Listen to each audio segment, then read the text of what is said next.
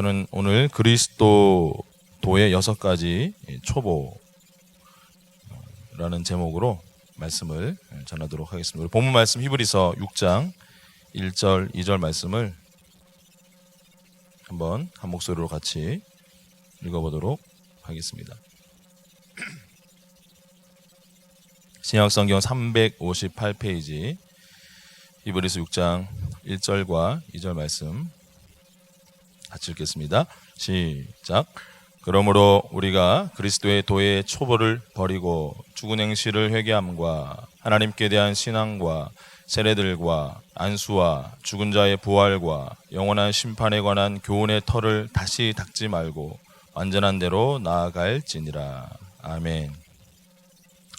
저는 개인적으로 8월 첫 주에 수요일날 휴가를 또 갔었고, 또 둘째 주에는 기도 세미나, 또 대전에 있는 교회 기도 세미나를 갔다 오고 하다 보니까 이제 8월에 남아있는 이번 주 다음 주 수요예배 설교를 제가 연달아서 하게 됐습니다. 그래서 어차피 오랜만에 연달아서 수요예배 설교를 하게 된 참에 2주에 걸쳐서 시리즈 설교로 여러분들에게 말씀을 전하겠다 생각을 하고, 오늘 히브리서 6장 1절과 2절에 나오는 6가지 그리스도의 도의 초보를 간략하게 한번 정리하고 진행하도록 하겠습니다.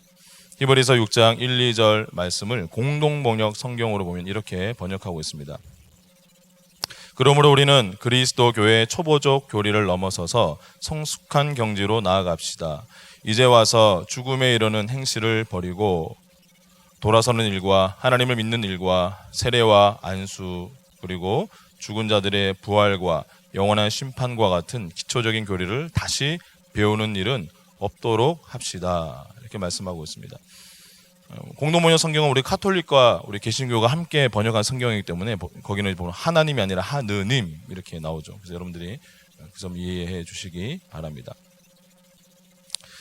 히브리서 기자는 우리가 언제까지 이 6가지 기초, 죽은 행실을 회개함, 하나님께 대한 믿음, 세례들, 안수, 죽은 자의 부활과 영원한 심판, 계속 이 6가지 기초를 쌓고만 있어서는 안 되고, 이 기초를 빨리 다지고 그 위에 믿음의 성숙을 쌓아가야 된다라고 말씀하고 있습니다. 히브리서 기자는 그 앞절에 보니까 멜기세덱과 같은 이런 고차원적인 얘기를 이제 너희들하고 해야 되는데, 지금 그것을 얘기하기는 아직까지 너희들의 수준이 이 기초까지도 아직 너무 약하다. 그러니까 정말 이 기초를 잘 다져서 이제 그 위에 우리 쌓아가서 더 단단한 것을 한번 씹어보자, 이렇게 말씀하고 있습니다. 그래서 이 히브리서 기자가 제시한 우리 신앙의 6가지 토대를 저와 여러분은 오늘 그리고 다음 주까지만 여러분들의 신앙에서 마지막으로 정리하시고, 여기 계신 분들은 이제 그 이후로는 그 6가지에 대해서는 흔들림 없이 분명한 지식과 믿음으로 확고히 자라가시기를 축복합니다. 오늘은 6가지 그리스도의 도의 초보들 중에 처음 3가지에 대해서 살펴보도록 하겠습니다. 그것은 죽은 행실을 회개함, 하나님에 대한 믿음, 그리고 세례들입니다. 첫 번째, 죽은 행실들을 회개한다는 것이 무엇인지 한번 살펴보도록 하겠습니다. 여기서 행실이라는 이 말은 행위, 영어 성경 보면 acts, 행동들이라는 말은 자신의 능력으로 하나님의 축복이나 은총을 얻으려는 인간의 모든 노력을 가리키는 단어입니다. 근데 왜 그것을 죽은 행실이라고 말하느냐?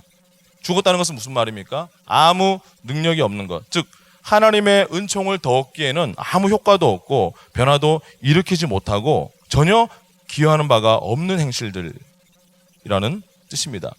갈라디아서 2장 16절은 그것을 구체적으로 죽은 행실들을 율법의 행위라고 표현하고 있습니다. 사람이 의롭게 되는 것은 율법의 행위로 말미암음이 아니요. 예수님이 당신의 피로 저와 여러분과 새 언약을 세우기 이전에는 율법을 지키면 복을 받고 율법을 어기면 저주를 받았습니다. 그러나 사람은 아무리 노력해도 그 율법을 항상 완전하게 지킬 수는 없는 노릇입니다. 그래서 로마서 3장 20절은 그러므로 율법의 행위로 그의 앞에 의롭다 하심을 얻을 육체가 없나니 라고 말씀하고 있습니다. 따라서 율법으로 그 잣대를 가지고 우리 인간들을 잰다면 모든 사람은 죄인으로서 그냥 죄를 지으며 살 수밖에 없습니다.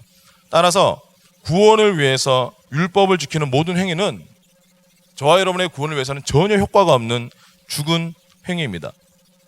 그러면 우리의 구원을 위해서 무엇이 필요할까요? 앞서 살펴봤던 갈라디아서 2장 16절의 나머지 부분을 이렇게 말씀하고 있습니다. 같이 읽겠습니다. 시작.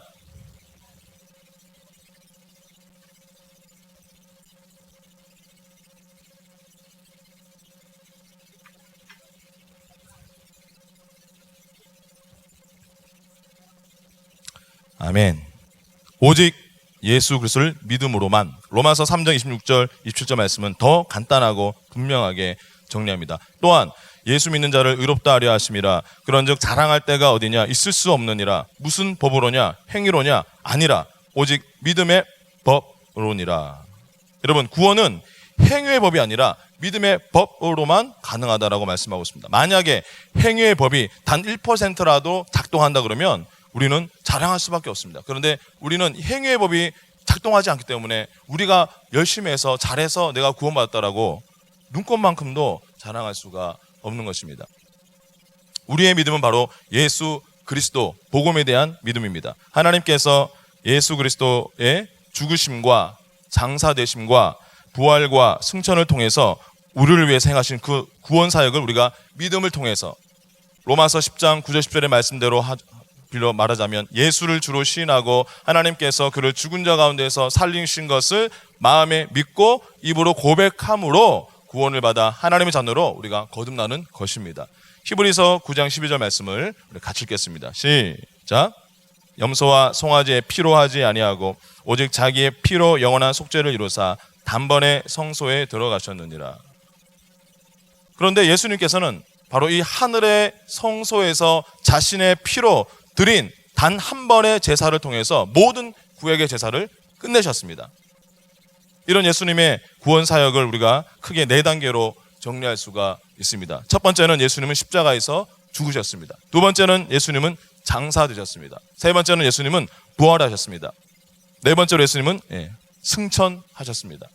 예수님께서 죽으시고 부활하시기까지 3일 동안 돌무덤 안에 계실 때 그때 어떤 일이 벌어졌습니까? 죄인인 저와 여러분을 위해서 예수님 우리 대신에 지옥으로 내려가셨습니다. 그래서 그 지옥 권세를 무장해제시키시고 무찌르시고 드디어 승리하셨습니다. 그리고 마지막으로는 하늘 성소에서 그리스도의 피, 자신의 흠없는 피를 가지고 자신을 희생제물로 하나님 앞에 드렸습니다. 그 결과가 히브리서 9장 14절에 나옵니다. 하물며 영원하신 성령으로 말미암아 흠없는 자기를 하나님께 드린 그리스도의 피가 어찌 너희 양심을 죽은 행실에서 깨끗하게 하고 살아계신 하나님을 섬기게 하지 못하겠느냐. 여러분, 저와 여러분들의 죽은 행실, 하나님의 은총과 하나님의 자비를 얻고자 하는 이 모든 행위의 문제를 해결할 수 있는 것은 바로 그리스도의 피밖에 없다라고 말씀하고 있습니다. 예수님께서는 자신의 피로 우리 인간의 죽은 행실을 끝내셨습니다. 우리가 가지고 있는, 우리가 선물로 받은 이 하나님의 의는 우리에게서 나온 것이 아니라 바로 하나님께서 우리에게 주신 것입니다. 하나님께서 예수님을 통해서 우리를 의롭다 하시고 우리를 구원하신 것입니다.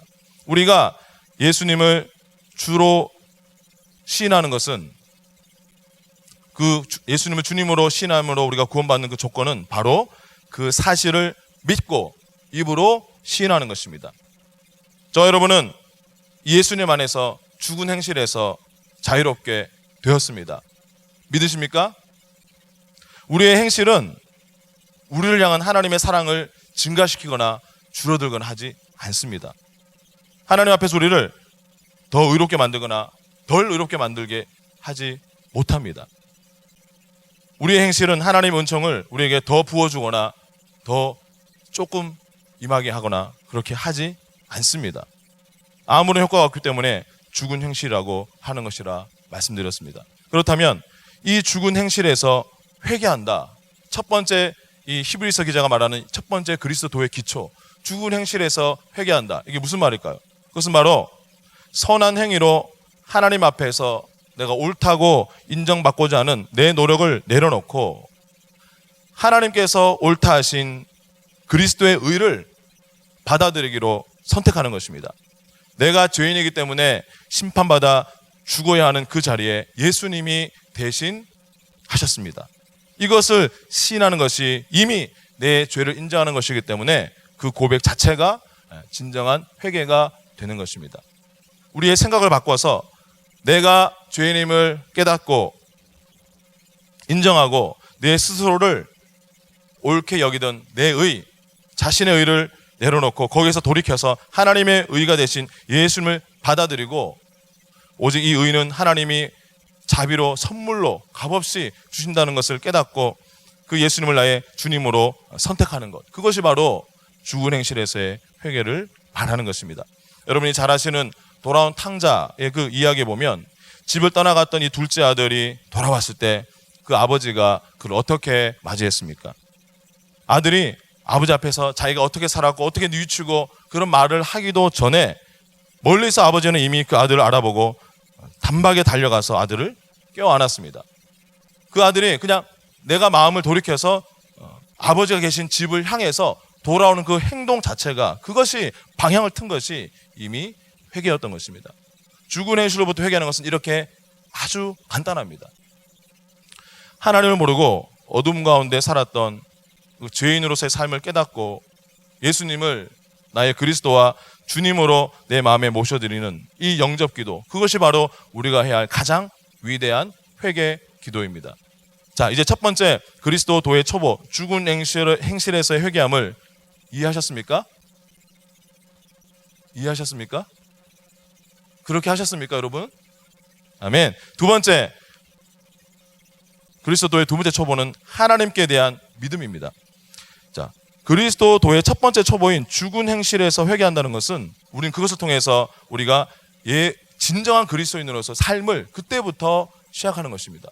바꿔 말하면 여러분들이 교회를 10년, 20년 다녔는데 내가 어떻게 구원받고 내가 이 모양 이 꼴인데 내가 어떻게 하나님 나를 의인으로 보시는지를 이해 못하는 사람들은 엄밀하게 말하면 진정한 그리스도인의 삶을 아직 시작 못한 겁니다. 어쨌든 이 죽은 행실에서 회개함, 내 의를 내려놓고 나는 하나님밖에 없고 예수님이 없으면 나는 안 됩니다. 예수님만이 내 소망입니다. 라고 해서 이제 예수님의 의를, 예수님 하나님을 선물로 받아서 그리스도의 삶으로 시작했다면 그 삶의 목표가 무엇인지 고린도후서 5장 9절에 사도 바울은 이렇게 말씀하고 있습니다. 그런즉 우리는 몸으로 있든지 떠나든지 주를 기쁘시게 하는 자가 되기를 힘쓰노라. 즉 하나님을 기쁘시게 하는 것이 우리가 육신을 입고 이 땅에 살든 아니면 천국에서 살든지 간에 그것이 우리의 유일한 목표다라고 바울은 말씀하고 있습니다.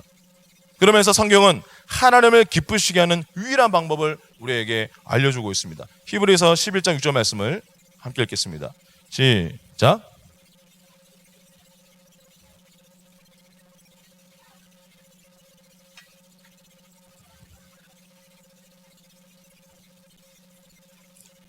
아멘. 쉽게 말해서 우리 그리스도인의 삶의 진정한 목표인 하나님을 기쁘시게 하는 방법은 뭐냐면 자기를 찾는 자들에게 반드시 좋은 것, 즉 상을 주시는 하나님께서 살아계신다는 것을 믿는 것입니다. 히브리서 11장 1절에는 이 믿음을 바라는 것들의 실상이요 보이지 않는 것들의 증거라고 정의하고 있습니다. 영어 성경 확대 번역 성경에서는 이 구절을 더 쉽게 어떻게 번역하고 있냐면 믿음은 하나님께서 보장하신 것에 대한 부동산 권리 증서이다 라고 이렇게 번역을 하고 있습니다. 자, 여러분들이 어떤 땅을 가지고 있다고 한번 가정해 보겠습니다. 그 땅이 여러분 것이라는 증거가 어디에 있습니까? 법원에 등기 문서에 여러분의 소유주가 명시되어 있습니다. 그 땅이 여러분들의 속했다는 것을 법으로 그 문서가 보장하고 있는 것입니다. 누군가가 만약 여러분 땅을 자기 땅이라고 주장한다 할지라도 그 등기 문서만 있다면 여러분이 그 땅의 주인인 사실에는 변함이 없는 것입니다. 하나님께서 나에게 주신 것을 내가 분명히 알고 또 그것에 대해서 믿음을 가지고 있으면 하나님의 때가 되었을 때 하나님이 약속하신 것을 우리는 소유할 수가 있습니다. 그것이 바로 믿음입니다. 하나님께서 내게 무엇을 주셨는지, 그리고 오직 예수님께서 우리를 위해서 얼마나 완벽한 구원을 그분이 이루셨는지, 그 구원의 결과 그리스도 안에서 나는 어떤 자가 되었는지, 그로 인해서 나는 어떻게 살아갈 수 있는 능력을 내가 하나님께 받았는지가 다 어디에 기록되어 있습니까? 성경 말씀에 기록되어 있습니다. 하나님께서 여러분들에게 약속하신 것을 소유하기 위해서는 지속적으로 그 약속이 적혀있는 그 증거를 여러분들이 계속 들어야 되고 알아야 됩니다. 로마서 10장 17절 말씀 함께 읽겠습니다. 시작.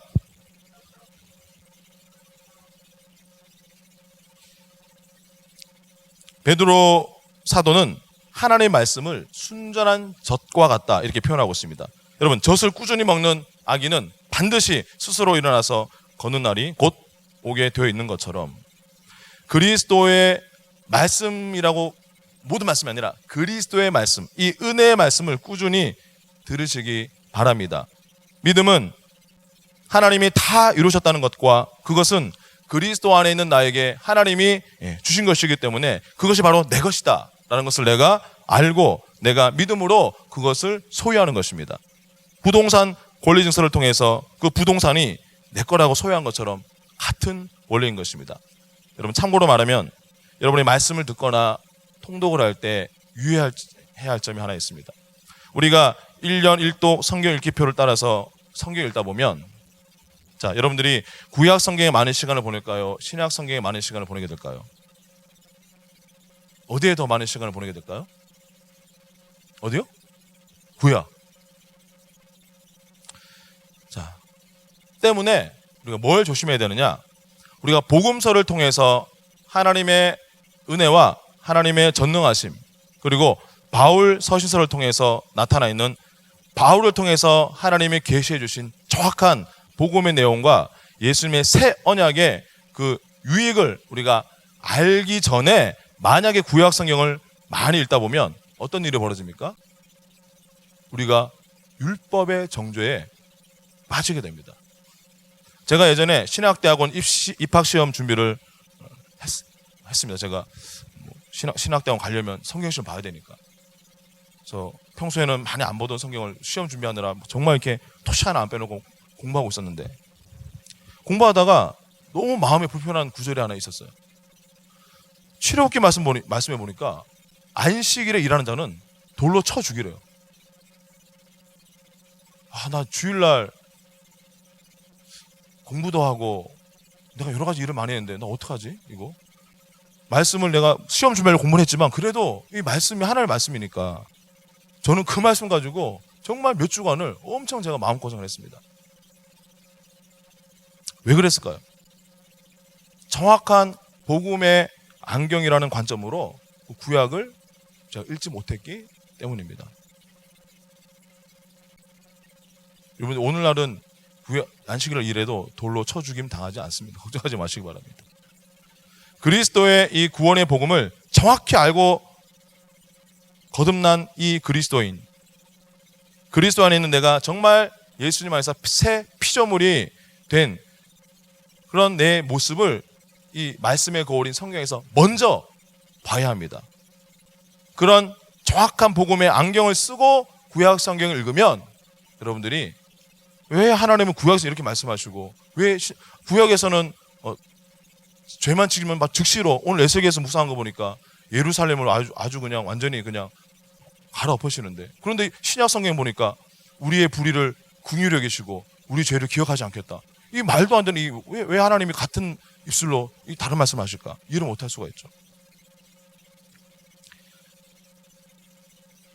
그래서 레제나 하우스 대표로 있는 우리 조상현 목사님이란 분은 화면에서 보시는 것처럼 도전 성경 천독, 도전 로마서 천독 이 책을 쓰신 분인데, 이분이 로마서를 3,500독 했고 바울 서신을 2,500독 했고 신약 성경을 1,500독 했고 구약을 500독을 하면서 성경에 대해서 깨달았던 통찰과 그 유익을 책에서 나누고 있습니다. 여러분, 방금 이분이 로마서, 바울서신, 신약, 구약 읽은 횟수를 여러분들이 아마 들으시면 이제 여러분들이 어느 정도 감이 오실 텐데,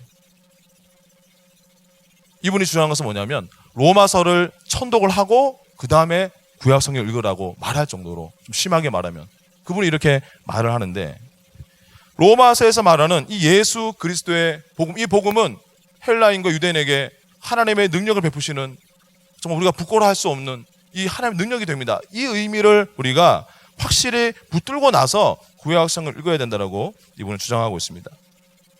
그래서 여러분들이 처음 성경을 읽는 새신자에게 가장 안전하고 쉽게 성경을 접하기 위해서는 그분들에게 먼저 요한 1서와 요한 복음을 먼저 읽으라고 소개해 주시면 됩니다. 요한 1서는 굉장히 짧죠.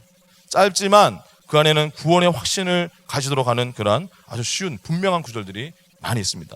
그리고 예수님의 예수 그리스도를 말미암은 복음을 알기 위해서 요한복음을 여러분들이 읽고, 이렇게 해서 신약 성경을 다 읽고 난 다음에 할 수만 있으면, 제가 오늘 인용한 말씀 중에 거의 한 3분의 2가 히브리서에서 나오는데, 이 히브리서에서 말하는 율법과 복음에 대한 차이를 내가 명확하게 아주 간단하게라도 공부하고 난 다음에 구약 성경을 창세기부터 차례대로 읽으면 여러분들이 혼란이 덜합니다. 그러면 율법의 두려움과 정죄에 쉽게 빠지지 않고 구약 성경을 읽을 수가 있습니다. 자, 두 번째, 그리스도의 도의 초보, 하나님에 대한 믿음을 정리하면, 그리스도의 도의 두 번째 초보, 하나님에 대한 믿음은 하나님께서는 살아계신데, 그분은 어떤 분이시냐? 그분은 자신을 찾는 자들에게 반드시 좋은 상을 주시는 분이라는 것을 확실하게 믿는 것이고, 그리고 그 전능하시고 신실하신 하나님의 말씀으로 나를 향해서 보증하신 것을 내가 확신하는 것이 하나님에 대한 믿음이다, 이렇게 말씀하고 있습니다. 이해되십니까? 하나님과 그분의 말씀에 대해서 바르게 믿는 것. 자, 세 번째, 오늘 마지막 그리스도의 세 번째 초보는 세례들입니다. 히브리서 6장 오늘 본 말씀 보니까 세례라고 되어 있지 않고 세례들이라고 복수형으로 기록된 것을 봐서는 아마 이 세례가 여러 가지가 있나 보구나라는 것을 우리가 어렵지 않게 짐작할 수가 있습니다. 신약 성경에는 그리스도인들을 위한 5가지 세례가 나와 있습니다. 한 몸 안으로서의 세례, 물세례, 성령세례, 불세례, 고난의 세례, 이렇게 5가지가 대표적으로 나옵니다. 저는 오늘 시간 관계상 이 가운데 가장 핵심적인 물세례와 성령세례에 대해서만 잠시 나누겠습니다. 마가복음 16장 15절 16절 말씀을 함께 읽어보면서 우리가 물세례에 대해서 한번 먼저 보겠습니다. 자, 시작.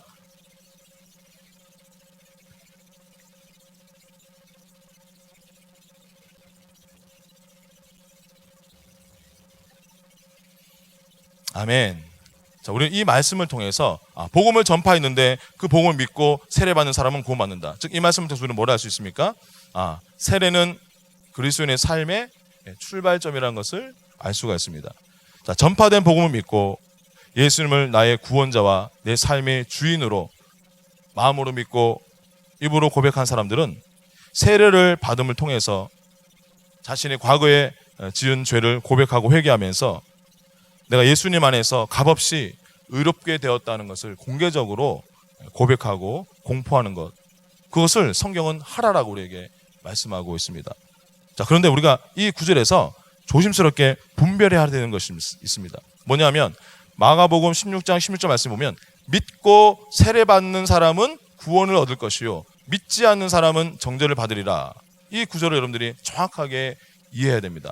여러분, 정죄를 받고 실족하고 구원받지 못하는 것은 믿지 않는 사람이지 세례받지 않는 사람이 아닙니다. 당연히 세례받는 것은 무엇을 의미합니까? 예수님을 믿는 사람이 세례를 받을 수 있는 것이기 때문에 믿고 세례받는 사람은 구원을 얻을 것이요 라는 이 말은 이 문장에서 예수님을 믿는 것이 핵심입니다. 만약 세례가 구원의 필수적인 요소였다면 믿지 않고 세례를 받지 않는 사람은 정죄를 받으리라, 이렇게 기록했겠죠. 자, 우리는 예수님과 함께 십자가에 달린 채로 구원받았던 그 강도를 통해서 우리는 이 원리를 알 수가 있습니다. 십자가상에서 옆에 함께 예수님과 십자가에 매달려 있는 그 상태에서 옆에서 예수님이 하시는 기도와 말씀 들어보니까 이분이 범상치가 않고 이분이 진짜 본인이 하는 주장하는 하나님의 아들이라는 깨달음이 왔어요. 그래서 이 강도는 예수님께 자기 신앙을 고백합니다. 그랬더니 예수님 뭐라 그럽니까? 오늘 네가 나와 함께 낙원에 있으리라 라는 최초로 구원을 약속받습니다. 그런데 이 강도는 그 구원을 받기까지 이 강도의 손과 발은 못 받게 있었고 세례를 받을 수 있는 기회가 없었습니다. 그렇지만 구원을 받았습니다. 자, 그렇지만 세례가 우리 구원에 위해서 절대적으로 필수한 요소가 아님에도 불구하고 우리가 세례를 왜 중요하게 여겨야 되느냐? 그것은 세례는 자신을 그리스도의 죽음과 장사되심과 부활에 동참해서 옛사람이 죽고 새 사람으로 거듭난 그리스도인이 영적 세계에서 내 자신에게 일어났던 그 일에 대해서 내가 외적으로 시인하고 헌신하는 예식이기 때문입니다. 다 함께 로마서 6장 그 세례의 의미를 설명하고 있는 2절 4절 말씀을 함께 읽겠습니다. 시작.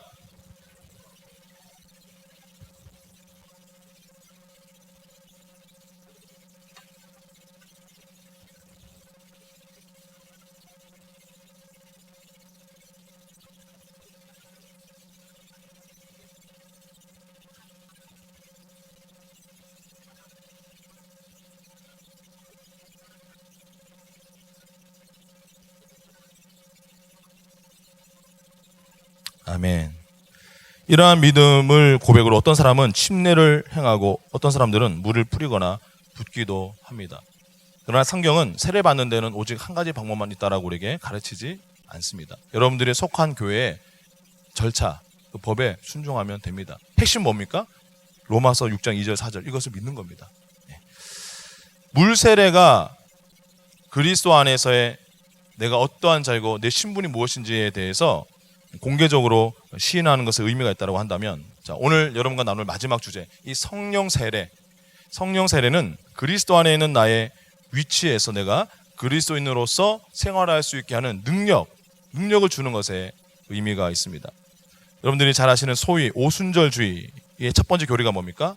예수님을 구주로 영접하는 것과 성령을 받는 것, 이 두 개를 다른 사건으로 그들은 구별합니다. 물론 우리가 동시에 일어날 수 있죠. 예수님 영접하면서 동시에 우리가 성령 받을 수 있습니다. 그렇지만 동시에 일어난다 할지라도 그 두 개를 독립된 사건으로 본다는 것입니다. 이 오순절 운동은 우리 교회사에서 지난 20세기에 일어난 인류에게 가장 큰 영향을 끼친 운동으로 우리가 손꼽을 수 있습니다. 성령을 받고 방언을 말하는 것을 강조하는 이 오순절 운동은 지난 100년의 역사의 기독교의 모습을 완전히 바꿔놨고, 지금 현재 이 개신교의 성장은 전 세계적으로 볼 때 이 오순절주의가 그 핵심에 그것을 견인하는 역할을 하고 있는 것을 우리는 확인할 수가 있습니다. 학자들은 루터의 종교개혁 이래로 역사상 오순절 운동만큼 인류에게 큰 영향을 끼친 운동은 없다라고 말하고 있습니다. 저는 신앙관계상 이 두 가지 경우, 예수님의 경우 그리고 12제자들의 경우를 통해서 하나님의 생명을 받는 것, 내가 성령의 내주하심으로 처음 하나님의 생명을 받는 것, 그리고 하나님의 영 성령을 받는 것, 이 두 개가 어떻게 해서 구별된 것인가를 간략하게 설명하도록 하겠습니다. 마태복음 1장 18절 말씀을 함께 읽겠습니다. 시작.